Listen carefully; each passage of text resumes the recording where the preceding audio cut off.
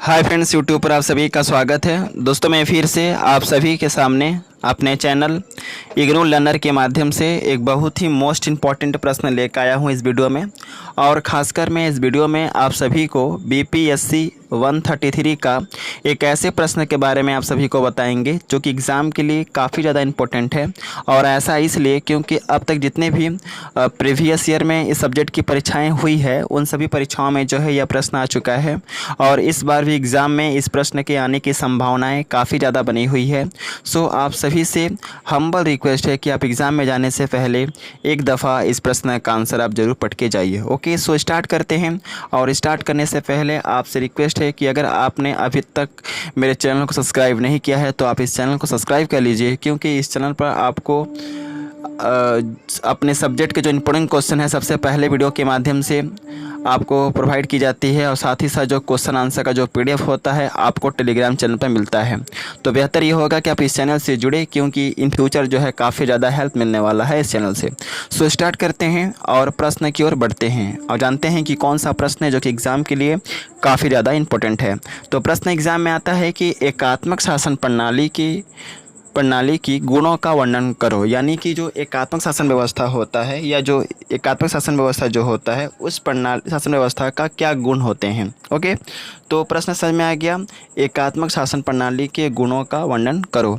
तो सबसे पहले यहाँ पे आपको आंसर के अंतर्गत लिखना है कि एकात्मक शासन प्रणाली में निम्नलिखित प्रकार के गुण पाए जाते हैं जो इस प्रकार है। ओके, अब आपको इसको पॉइंट वाइज लिखना है। एक लिखने का तरीका भी होता है, जिस तरह से मैं पीडीएफ में बताऊंगा वैसे ही आपको एग्ज़ाम में लिखना है, तभी एग्जामिनर आपको अच्छा नंबर देगा। तो सबसे पहला पॉइंट के अंतर्गत लिखना है कि एकात्मक शासन प्रणाली का सबसे महत्वपूर्ण गुण यह है कि इस तरह के शासन प्रणाली में राज्य का कार्यभार केंद्रीय सरकार के अधीन में रहता है। समझिए, जो एकात्मक शासन व्यवस्था होता है इस तरह के शासन व्यवस्था में, इस तरह के शासन प्रणाली में हम यह देखते हैं कि राज्य का जो कार्यभार है वह केंद्रीय सरकार के अधीन में रहता है।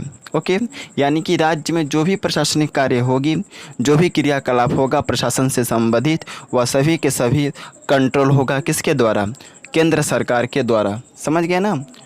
और केंद्र सरकार क्या कर सकता है कि अपने किसी भी राज्य के कार्यभार को कम करने के लिए या कार्यभार को थोड़ा सा कम करने के लिए राज्य को अलग अलग प्रांतों में बांट सकता है। लेकिन उन प्रांतों में क्या होता है कि जो अधिकार जो होगा वह अधिकार केंद्रीय सरकार के पास ही रहता है। यानी कि जिस प्रांत में हम बांटेंगे उस प्रांत में जो भी कार्य होगा प्रशासनिक संबंधित वह सभी किसके कंट्रोल में होगा? केंद्रीय सरकार के कंट्रोल में होगा। समझ गए ना?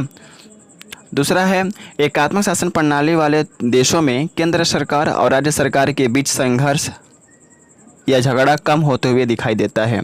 तो यह सबसे महत्वपूर्ण गुण है। क्या गुण है? कि एकात्मक शासन प्रणाली में केंद्र सरकार और राज्य सरकारों के बीच में संघर्ष या झगड़ा कम होते हुए दिखाई देता है।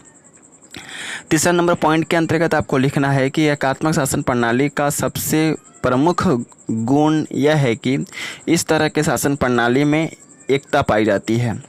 ओके, तो तीसरा नंबर पॉइंट समझ में आ गया कि एकात्मक शासन व्यवस्था जो होता है इस तरह के शासन व्यवस्था में एकता पाई जाती है। ओके, फोर्थ नंबर पॉइंट है कि जिन देशों में एकात्मक शासन प्रणाली लागू होती है उन सभी देशों में विभिन्न प्रकार के प्रशासनिक कार्यों को सही समय के अंदर संपन्न किया जाता है, क्योंकि उन देशों में राज्य का केंद्रीकरण सरकार के पास होता है। तो समझ में आ गया, जिन देशों में एकात्मक शासन प्रणाली या एकात्मक शासन व्यवस्था लागू होती है उन सभी देशों में विभिन्न प्रकार के प्रशासनिक कार्यों को सही समय के अंदर संपन्न किया जाता है। क्यों किया जाता है? क्योंकि उन देशों में जहां पर एकात्मक शासन व्यवस्था लागू है वहां पर राज्यों का केंद्रीकरण सरकार के पास होता है। यानी कि राज्य में जो भी प्रशासनिक क्रियाकलाप होगा वह किसके कंट्रोल और किसके देखरेख में होगा? केंद्र सरकार के देखरेख में होगा। इसलिए वहां पर कोई भी प्रशासनिक कार्य जो है सही समय के अंदर संपन्न किया जाता है। जिस देश में या जिस राज्य में प्रशासनिक एकात्मक शासन प्रणाली लागू है।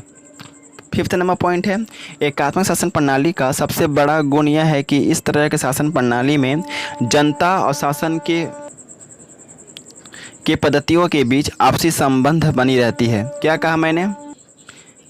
एकात्मक शासन प्रणाली का सबसे बड़ा गुण यह है कि इस तरह के शासन प्रणाली में जनता और शासन की पद्धतियों के बीच आपसी संबंध जो होता है, आपसी जो रिलेशन होता है, वह बनी रहती है। दूसरे शब्दों में हम कह सकते हैं कि इस तरह के शासन प्रणाली में जनता और सरकार के बीच एक विश्वास की जो भावना है वह बनी रहती है। किसमें? एकात्मक शासन प्रणाली में। एकात्मक शासन प्रणाली में क्या होता है कि जनता यानी कि देश की जो जनता है, राज्य की जो जनता है और सरकार के बीच में एक विश्वास की जो भावना है वह बनी रहती है। यह सबसे बड़ा गुण है। कौन सी व्यवस्था का भाई? एकात्मक शासन व्यवस्था का।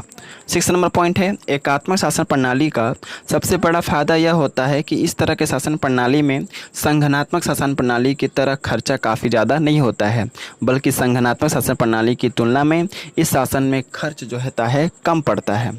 तो समझ गए, एकात्मक शासन प्रणाली में प्रशासनिक संबंधित जो खर्च होता है वह कम आता है, जबकि संगठनात्मक शासन व्यवस्था में प्रशासनिक संबंधित जो खर्च होता है वह काफ़ी ज़्यादा आता है।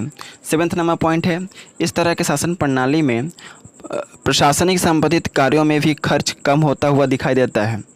इस तरह के शासन प्रणाली में प्रशासनिक संबंधित जो कार्य होता है उसमें खर्च कम होता हुआ दिखाई देता है, जैसा कि मैंने पहले कहा। ओके, 8 नंबर पॉइंट के अंतर्गत लिखना है कि एकात्मक शासन प्रणाली उन सभी छोटे देशों के लिए काफ़ी लाभदायक सिद्ध होती है जिन छोटे छोटे देशों में संस्कृति, जाति प्रथा से संबंधित कोई भी भेदभाव वहाँ पर नहीं रहता है।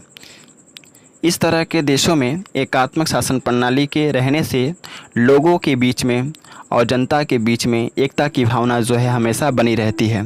क्या कहा मैंने? एकात्मक शासन प्रणाली जो है उन सभी छोटे देशों के लिए काफ़ी लाभदायक सिद्ध होती है जिन छोटे छोटे देशों में संस्कृति संबंधित, जाति प्रथा से संबंधित कोई भी भेदभाव वहाँ के लोगों में नहीं रहता है। इस तरह के देशों में एकात्मक शासन प्रणाली के रहने से वहाँ के लोगों के बीच में और जनता के बीच में एकता की जो भावना है वो हमेशा बनी रहती है। ओके, 9 नंबर पॉइंट है, एकात्मक सरकार में सबसे बड़ा गुण यह होता है कि इस तरह के शासन व्यवस्था में पूरे देश में एक ही कानून होता है और उसी कानून को मद्देनज़र रखते हुए वहाँ के नागरिकों को सभी कार्यों को करना पड़ता है। ओके, क्या कहा मैंने?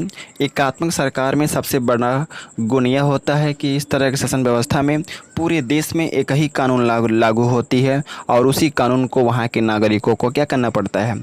मानना पड़ता है।